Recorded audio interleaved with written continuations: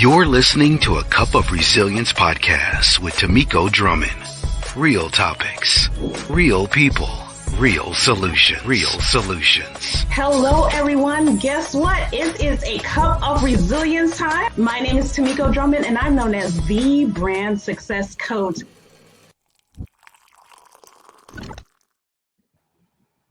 Hello, everyone. Hello. I'm super excited. We are back. Welcome to a Cup of Resilience podcast. My name is Tamiko Drummond, known as the Brand Success Coach.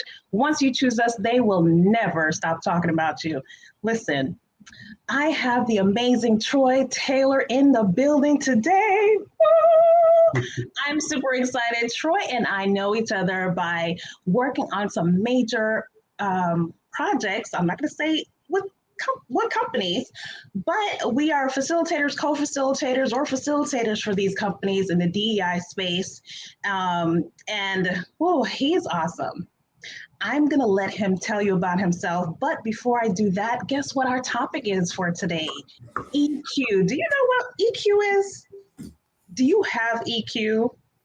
Oh my God, Troy, welcome.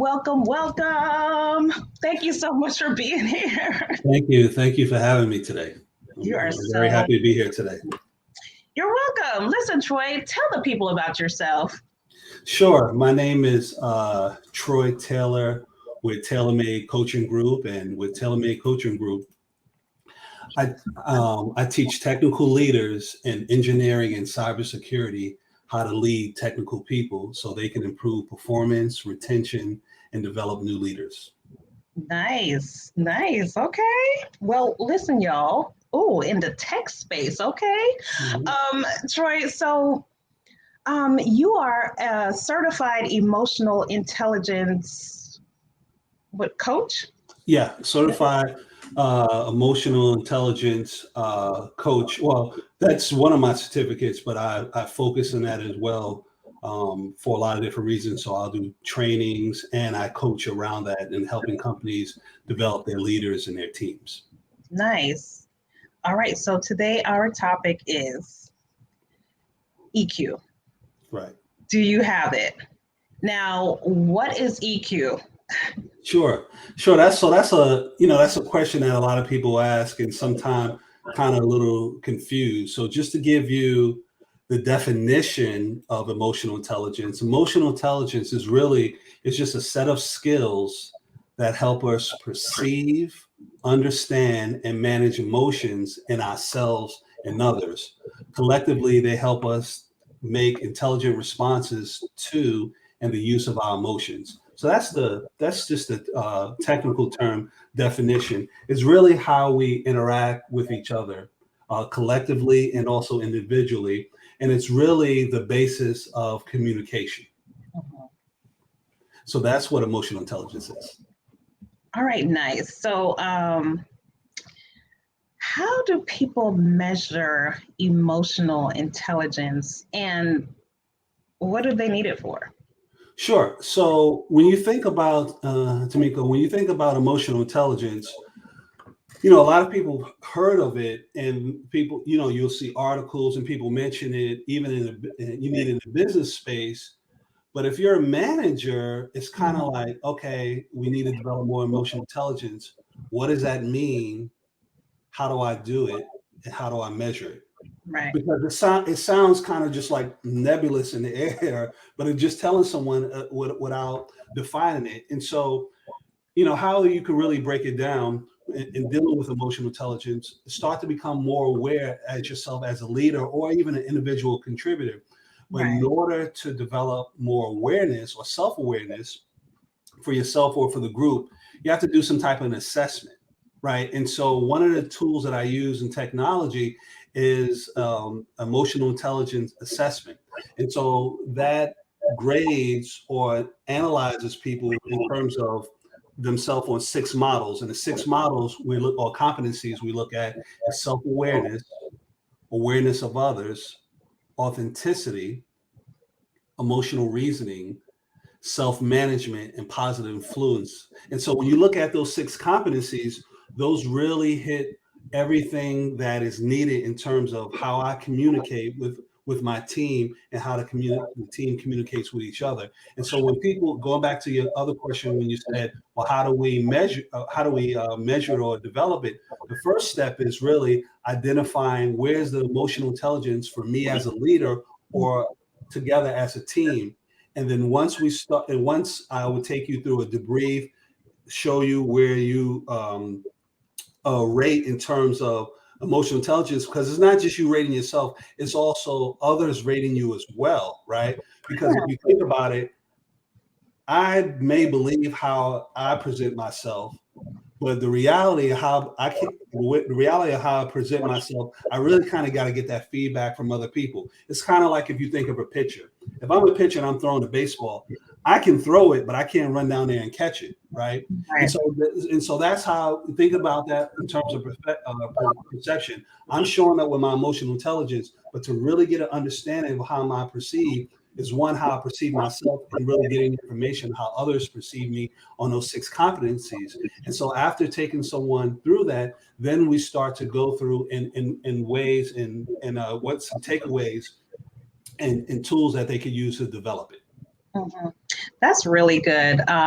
Troy, I actually have a talk called Rose-Colored Glasses, and it's about leadership.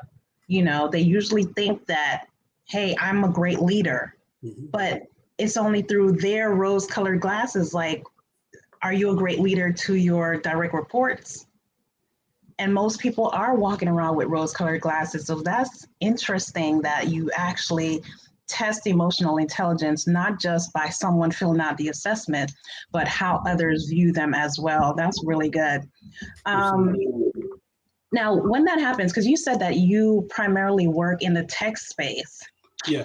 Well, yeah, it's funny. I work in a tech space primarily, but I work in other spaces as well too. Because if you think about it, leadership is leadership, and if you're still dealing with teams, and so ultimately people want to increase the communication, increase the engagement, which leads to productivity. So I've worked in other spaces as well.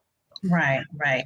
So, but in the tech industry, do you find it difficult, or do people score lower in EQ than anywhere else? I'm just curious. Sure. So it's interesting.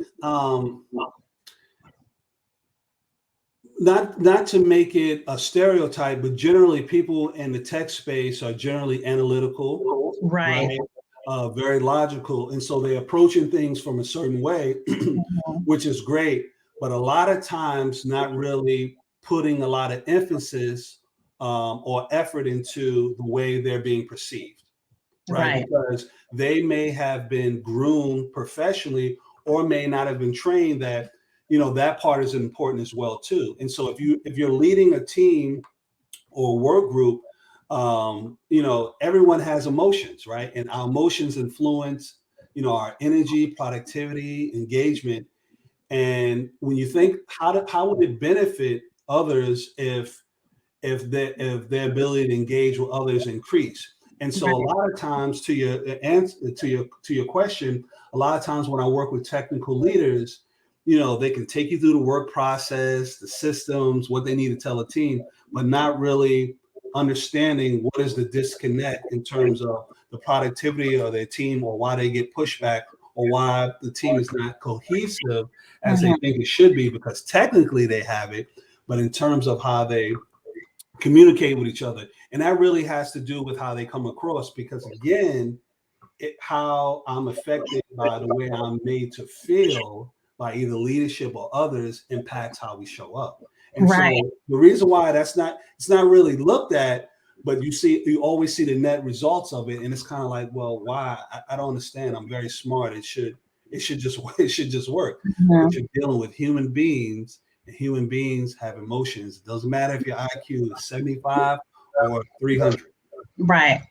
So you and I do work we co-facilitate trainings in the DEI space. And you know how having those tough conversations can really not feel good, right? So when you're talking about emotional intelligence, and people are taking the test, they're seeing their numbers, and then they're getting that feedback from other people on how they're viewed. Mm-hmm. How does it come across? Sure. Well, you mean how do they feel, or when you How do say how they does it come across? feel? And not only just with the numbers, but then are they then open for the change to start working on it, Sure. or is there like a wall that goes up or defense mechanism? Like what Sure. has been your experience? So it really depends on where the person really where people are at that moment. And so if they sought me personally, Right. they usually generally open, sometimes a little surprised about the way people perceive them. If I'm brought in by a company and I take someone through their debrief or do their assessment, at first it may be a little defense because they're not, they're like, well, basically, why didn't someone say something, or whatever the case may be. And we just really have a conversation and really a shift on, what does it mean to be a leader, or the way that you communicate with others. And so at first it can be defense, but then I just really ask questions, really ultimately, what goal are they trying to get to? And it's always to be more productive, to be better, how they can grow what they're doing or help others. And so that's always a common thread I'm able to bring people back to. And then one big part of that is communicating with others. And so if there's some miscommunication, what emotional intelligence is really a framework to go back to have a shared language of what's some ways that we can increase that, right? Because that's really what it is. And so when we think about self-awareness, are you being present, being perceived as being present, or being perceived as being disconnected? Right. When you think of awareness of others, are you being empathetic or insensitive? Right. In terms of being authentic, are you being genuine the way you're coming across, or you're coming across untrustworthy because you're not communicating in a way that people feel authentic? People understand you can't tell them everything, but being authentic with who you are, emotional reasoning, right? Are you being expansive? Are you taking the full context of what everyone's dealing with, or what the situation is? Or is it just, being limited? Just give me that information. That's all I need. Right. Self-management, right? We're just self-managing. Like, when you're stressed and you're aggravated, are you resilient? Right. Are you temperamental? Meaning Are when you something taking it out on everybody? Does everybody know happens, you today? cursing, you yelling, right? That's temperament. And then positive influence. Are you empowering the others, or are you kind of indifferent? And so when I start to take people through it, they start to see how those competencies are important.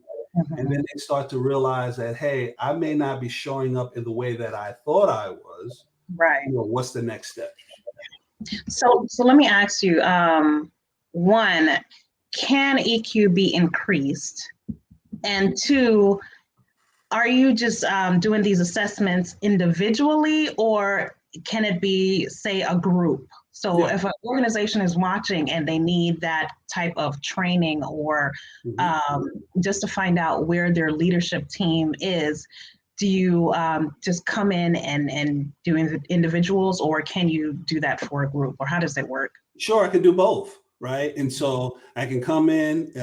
Usually, people want if they want to work on a team, I would do some kind of assessment. If it's communication, I would definitely do emotional intelligence. And within that assessment, it has like that 360 component in, whether it's their exact team or the others that they're interacting with. And so that's individual. So they're self-reporting, and others are giving feedback. And also, I have something called emotional cultural index. And so that's an emotional intelligence assessment, really getting a bead, a feel of how are your employees feeling right now, right? How are they feeling right now in terms of what's going on? And so a lot of companies struggle because they don't understand how their employees feel, right? Right. And you may know how they think based on some of the things that they say, but what really drives us is how we feel about things, right? And so when you have a pulse on how people feel, then you can start moving into having conversations of what that means to start making that change. That's good. Good, good, good job, Troy. Listen, y'all. Troy Taylor is here with Tailor Made Consulting. We are talking about emotional intelligence. Do you have it? And Troy, with that question, can it be increased? So you've come into the organization, you have given them tests, all these assessments, not only individually, but as a group. But then can it be increased? If Sure. people are low in EQ, how do you increase it? Sure. So you increase with the steps. First, coming in, assessment, debrief, and then it may. I'll follow up. I can follow up with group training and also with individual coaching. But like anything else, when we want to grow and develop, we have to be an active participant in that change process. But just to show you some statistics, a Gallup poll reported that highly engaged teams are 21% more effective. After 20-year research and 60,000 exit interviews, Saratoga Institute reported 80% of the turnover is directly related to unsatisfactory relationships with the boss. And so there is tons and tons of research to show that a team or company that continues to increase their emotional intelligence increases productivity, engagement, which is the verse of it, which in other words saying people will retain and want to be there, Right. and the ability to develop new leaders. Because if I'm a leader and I'm developing new leaders, then I can grow and expand because others are growing and expand. So there's real world applications to it. It's just not, a fuzzy, I want someone to feel better. There's real world applications to it that you can measure to the desired outcomes of individuals and companies. Right. That's good. So as we're talking about emotional intelligence or EQ, you can reach out to Troy as an individual or as an organization for this assessment that he brings everyone through. Now, Troy, how long is the process of if the assessments come back low? How long is that coaching process or the training? So if they're in the training and you get back the assessment and you see that there's a I don't know, below the baseline, after the couple of hours, are you able to increase their emotional intelligence, or how does that work? What is that process? That would be a magic button, wouldn't it? Right? It's not magic. And so what happens is the more someone is, I can say this, the more that someone is aware and willing to start doing the work, they can start seeing changes. I'm a firm believer in finding quick wins. So quick wins, with someone, if I'm like, I was working with a manager recently who employees felt that his team felt that he wasn't open to feedback and not approachable and things when they had ideas, especially when he had a strong idea. And so after going through his assessment, taking his team through training, he immediately started implementing feedback sessions, 1 day a week open door policy. And a small thing like that started to shift his team in terms of how they perceive him. Now, it doesn't change overnight, but it's the beginning of the conversation and really in change environment, because it's really about connection, right? It's really about connection with yourself and your team. Now that is good. All right, everyone. We have in the building our guest, Troy Taylor, Director of Tailor Made Coaching Group in the house. Troy is a certified emotional intelligence coach. And Troy, what is next for you? Like, what do you got going on? Sure. So what is next for me? Continue to coach and coach leaders and individuals. Like you said, we're doing a lot of work in the DEI space as well. And also I just got finished putting together a program. And the program is called Foundations, from individual contributor to manager, right? And so I would take someone through 4 or 5 modules, what are some of the things, the baseline skills in terms of putting together to make that transition from an individual contributor to a manager? What are some of the things you need to know? Because a lot of times that transition is really nebulous, right? I don't really know, because most of the time when people become managers is because I was great at what my role is, and that's why I made me a manager, but there's no training, there's no guidelines. And so I have a foundations course for people going from individual contributor to managers, taking actually a couple, a few different companies signing up for that right now. And so I'm really excited about that. And I'm really excited continue to do this work because, really with what I'm doing with TaylorMade Coaching Group, whether it's training or it's coaching, it's really fundamentally bringing together 3 things, right? It's helping people with clarity, communication, and connection. It's really what my training and coaching, right? Having the ability to help others with their clarity of who they are and what they want, communication, the ability to express themselves powerfully and effectively, and connection, the ability to resonate with others with clarity and communication. So I call it the power of the 3 C's: clarity, communication, and connection. That's nice. Listen, y'all, if you all want to connect with Troy, certainly do so. Troy, I'm going to ask you to give them one takeaway that you want them to have about emotional intelligence and what you do. Sure. So I'm gonna keep it real simple, just and this can apply to everything, but this is the basis of emotional intelligence. The way you show up determines the way people feel. And the way they feel determines the extent to which they engage. Right. And that impacts pretty much everything and the outcome of the relationship. That's good. And so when you think about emotional intelligence, just think about, the way you've been made to feel by your worst boss, right? How did that make you feel? And how did that impact the way you showed up to do your job? Right. Or think about the best manager or supervisor you had in your life. And that could have been 5-10 years ago. You still remember it to this day, and you would run through a brick wall, so to speak, for him or her, because ultimately you was there to do a job, but the way that person made you feel. And so there's a way to do that in an applicable way that is not really just based on your personality. Because a lot of times people will say, well, I'm not an extrovert, I don't have that kind of personality. But it's not just about personality. It's actual steps and tools that you can use to apply it and grow and develop. So it's not based on someone's personality, whether you can develop it. That is so true. And Jay Hurt, thanks for watching. Jay says that program sounds great and it is necessary, and it absolutely is.